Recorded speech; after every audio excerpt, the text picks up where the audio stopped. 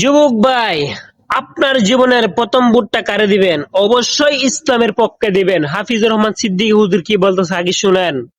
এতদিন কিন্তু হুজুর আপনারা একই আইন, আমরা আছি। এইবার সান্দুরা যাবা কই? আমরা তো মোটামুটি এক লাইনে আসতেছি।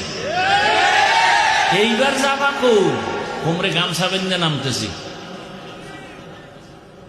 এরপরে যদি শিয়ালের হাতে মুরগি দাও, জুতার কপাল গলায় জুতার মালা লাগাবে, জুতার মালা।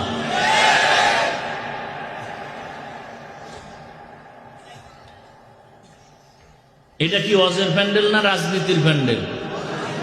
অজের প্যান্ডেলে রাজনীতির নেতার নাম থাকে কেন, আর বক্তব্য দিয়ে ভোট চায় কেন?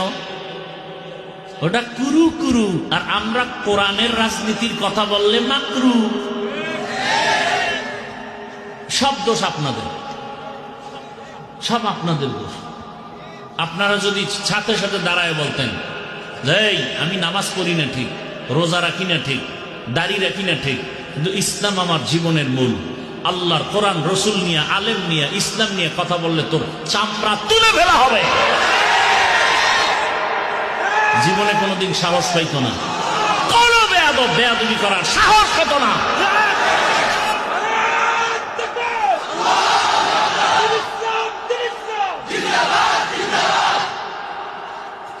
হুজুর রাজনীতি করেন কেন?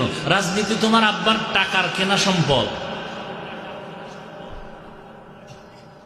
আমরা তো পচা রাজনীতির কথা বলি না, ইসলামের কথা বলি। আমি কোন দলের পক্ষে বলছি?